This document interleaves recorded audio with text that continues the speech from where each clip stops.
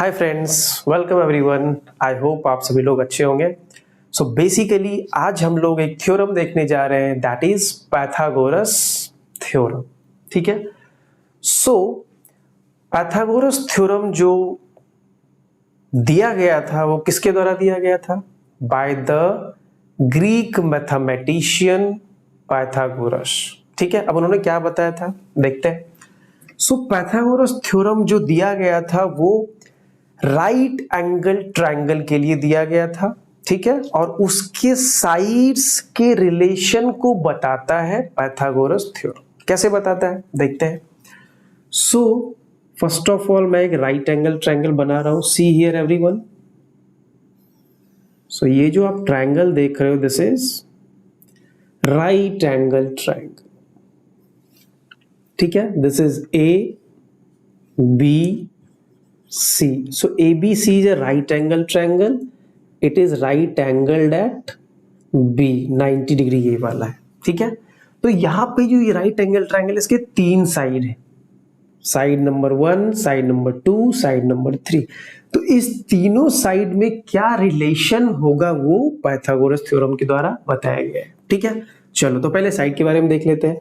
सो 90 degree के सामने में जो साइड है उसको हम बोलते हैं the longest side and that is called as hypotenuse। ठीक है। उसके बाद इस दोनों में से एक बेस होता है और एक परपेंडिकुलर होता है। ठीक है। मैंने ये क्यों बोला एक बेस होता है एक परपेंडिकुलर होता है? इसलिए इट डिपेंड्स अपॉन एंगल। अगर ये एंगल रहेगा theta is just the rotation of angle. अगर ये एंगल रहेगा तो परपेंडिकुलर ये होगा, और ये एंगल हम लेके चलेंगे तो परपेंडिकुलर ये हो। ठीक है। चलो तो ये तीन साइड हो गए, हाइपोटेन्यूज, बेस एंड परपेंडिकुलर। अब पाइथागोरस थ्योरम क्या कहता है कि the square of hypotenuse, Pythagoras theorem states that the square of hypotenuse, the square of hypotenuse is equal to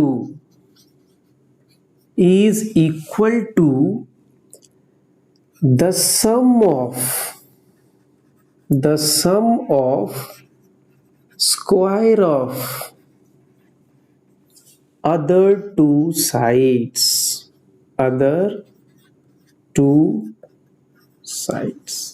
लेकिन ये किस में होता है? ये राइट एंगल ट्रायंगल में होता है। सो सबसे ऊपर में आप राइट एंगल ट्रायंगल लिखना ना भूलें। सो ये स्टार्ट कहां से होगा?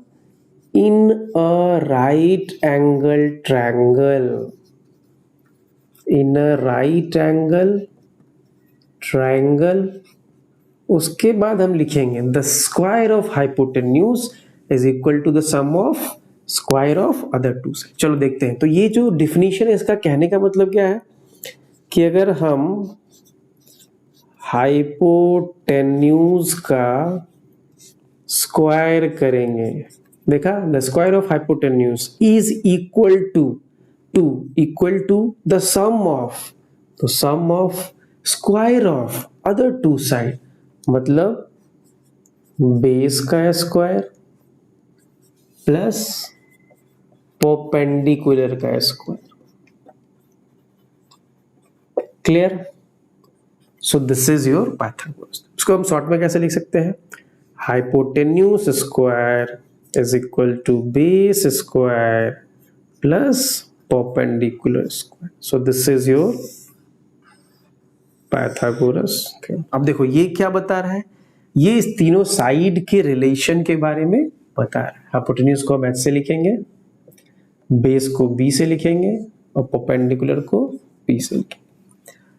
अब इसका यूज कहां पे है? यूज यहां पे है कि अगर मुझे दो साइड्स का वैल्यू गिवन है, अगर मुझे एच का वैल्यू गिवन है लेट अस सपोज 13 सेंटीमीटर, मुझे बी का वैल्यू गिवन है लेट सपोज 5 सेंटीमीटर, तो I can easily find the value of P. मतलब मुझे अगर दो साइड का लेंथ पता है तो मैं तीसरा साइड का लेंथ इस फॉर्मूले से निकाल सकता हूं। ठीक है। अब ये जो आपका h है, जो b है और ये जो p है, इस तीनों को हम बोलते हैं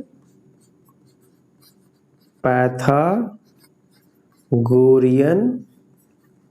ट्रिपलेट भी बोलते हैं। This is also called as Pythagorean triplet. जैसे कि यहाँ पे 13 है, ये 5 है, अगर आप परपेंडिकुलर फाइंड करोगे तो ये 12 सेंटीमीटर आएगा। सो बेसिकली यहाँ पे 13, 12 और 5 ये तीनों क्या हो गए, पाइथागोरियन ट्रिपलेट्स हो गए। ठीक है, so you can easily find any unknown side with the help of other two side using Pythagoras theorem। तो Pythagoras theorem का यही जनरल यूज है। Okay everyone.